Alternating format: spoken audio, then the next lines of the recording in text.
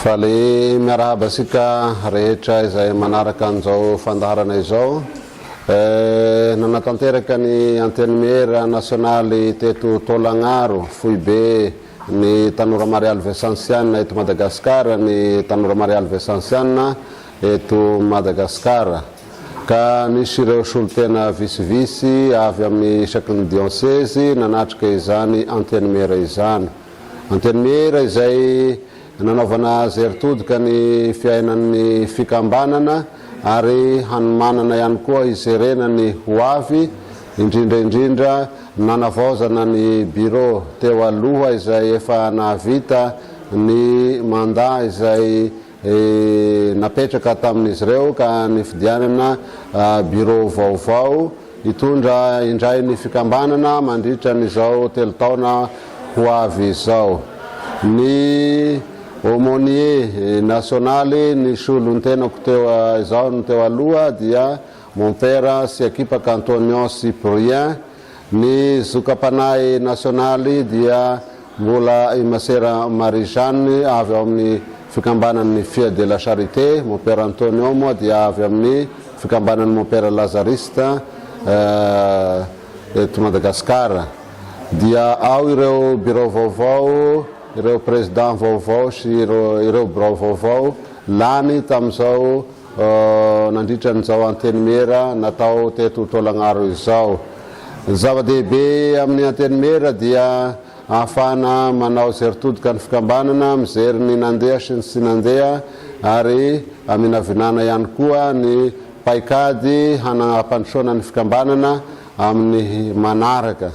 Ary isan'ny zavatra mbola imasoana ny mba hanitarana hatrany ny fikambanana manerana an'ireo diocèse misy eto Madagasikara ary ampitarana azy ihany koa amin'ireo toerana rehetra izay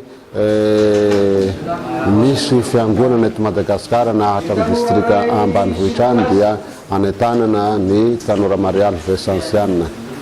Ankoatra ny fifidianana izay natao namaranana an'izao fivoriana izao moa dia nisy koa ny fiofanana fampianarana izay no tanterahina nandritra an'izao antenne mère izao ka isan'ny nandray anjara tamin'izany ary isaorana azy manokana i mon père José Hermola avy amin'ny diocèse Tolagnaro izay namelabelatra mikasika ny leadership ary namelabelatra ihany koa mikasika ny hafatry ny papa ho an'ny tanora mandritra ny andro maneran-tany ho an'ny tanora makasitraka azy ary ny tanora ihany koa faly tamin'ny fampianarana natao ary nahafahana anjery ny mikasika ny leadership satria mpiandraikitra ny tonga teto ka zava-dehibe no nanaovana an'izany fiofanana mikasika ny leadership sy ny communication izay natao. Tao ihany koa ny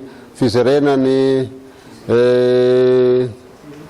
document final na ny famitinana nataon'ny assemblée générale fahadimy izay natao tany Pologne tamin'ity taona ity tamin'ny volana Jolay dia ny fehi-kevitra tamin'izany no ny fampizarana ihany koa satria ifampizarana amin'ny Tanora Marialy maneran-tany ny fehi-kevitra izay no raisina tamin'izany dia isan'ny nozerena ihany koa. Ankoatran'izany dia ny fifampizarana teo amin'ny isan'ny diocèse ary fifampizarana ihany koa avy amin'ny ekipa nasionaly mba ho fantatry ny diocèse rehetra izay tonga nanatrika izao antenne mère izao.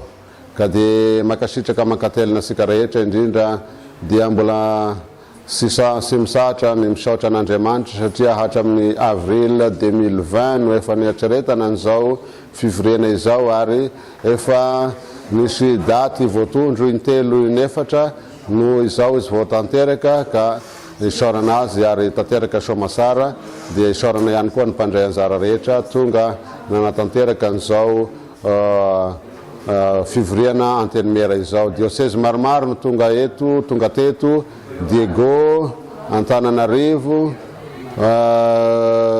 Ihosy, Farafangana, Toliara, Tolagnaro.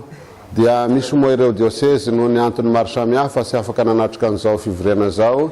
Sahala amin'ny diocèse ny Fianarantsoa, Majinga, Ambositra, Tamatavy, Morondava, zay toerana efa misy ny tanora marialy daholo ireo rehetrarehetra ireo, fa noho ny antony maro samihafa dia tsy afaka nanatrika an'izao fivoriana izao. Fa dia kasitrahana ny rehetrarehetra na dia na ny tonga na ny tsy tonga, samby ny ombavaka ny ompo tamin'izao antenimiera nasionaly nataon'ny tanora marialy izao. Antenaina fa hitondra ainga avao ho an'ny fiainan'ny fikambanana izao fanavaozana ny bureau sy fanaovana an'izao antenimiera izao. Makasitraka.